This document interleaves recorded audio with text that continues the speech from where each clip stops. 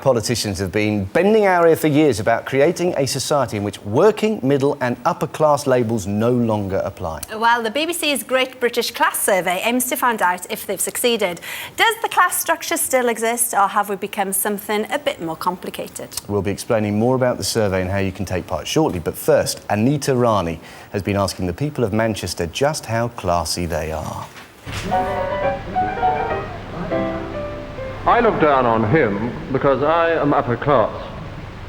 I look up to him because he is upper class. But I look down on him because he is lower class.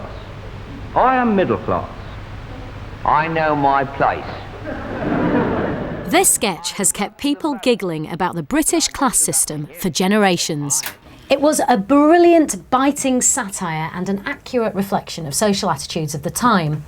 But how easy is it to class ourselves these days?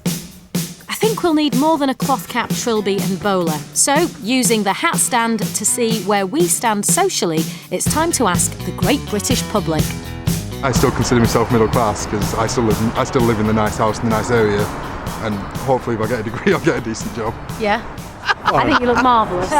You see, if the days of the Empire of the serving, and I could have gone off and made my fortune and become upper class, couldn't I? From a working class background, but probably now middle. Well, my dad never went out without his black cap. Did he not? Oh, lovely. So solid working class roots. Probably middle class. Everybody's middle class. There's no working class chartered accountants, is that what you're telling me? The old class system really doesn't count for me. I'm a bit of everything. The labels working, middle and upper first appeared in the 19th century as a way of classifying the social differences thrown up by the Industrial Revolution. But things have changed. Take modern Manchester. It's much more than just a place to work. It's a social and cultural hub with theatres, restaurants, bars, world-famous sporting venues and a mixture of cultures and people. But now for the social science bit. Noted French sociologist Pierre Bourdieu argued social and cultural capital, that's the richness of our friendship networks, groups we belong to and hobbies we enjoy, should all matter when it comes to defining our society and our class. The boffins who have put together the Great British Class Survey agree. It's no longer just your job or how much cash you've got that will determine your class status. You'll still score well if you have a broad range of hobbies and a wide circle of friends.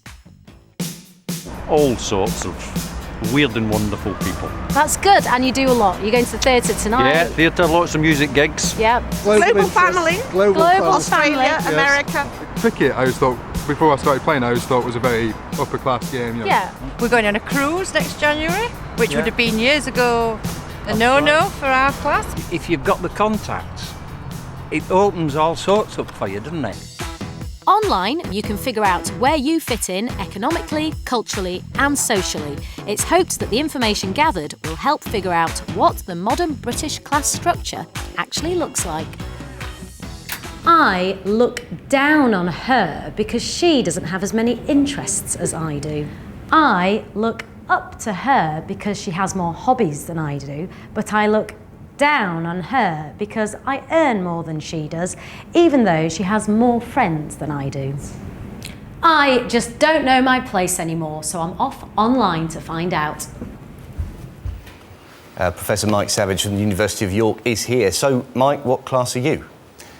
Well, I guess I would own up to being middle class in some ways, but I think I share this uncertainty as to where class operates these days, and that's the aim of the survey, is to really come up with the most comprehensive map of class in Britain. Now, we did fill the survey in earlier on this afternoon, didn't we? And what you do at the end, you fill all these boxes and then you have 3 marks out of 100. That's right. So what will you do with the collated information from this survey?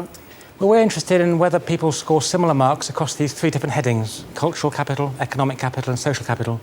If they do, it implies that there is a kind of class system at work, where if you score highly in one area, you score highly in other areas.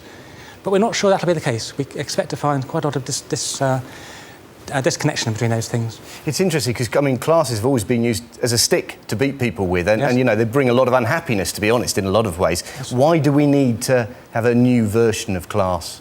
I think policy is made on the basis of understanding the society in which we live. Unless we've got a very accurate assessment of the nature of our society, we can't devise the most effective policies. And this is really massively overdue, I think, overhauling the class structure, thinking seriously about the nature of social groups in Britain today.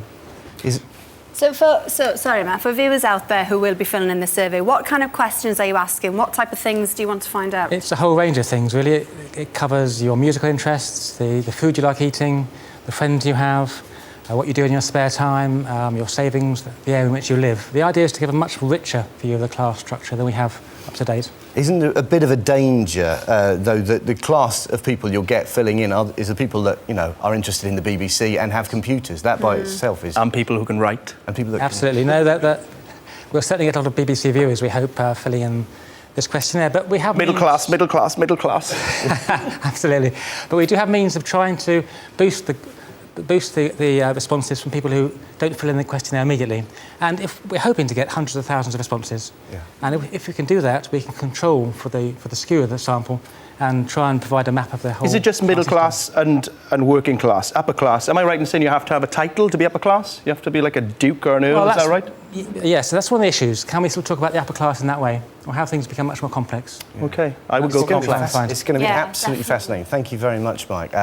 You can take the survey and find out, you know, whether you're classy or not, if that even applies anymore, by logging on to bbc.co.uk/labuk. Now, every year we spend a staggering £300 million on vitamin pills.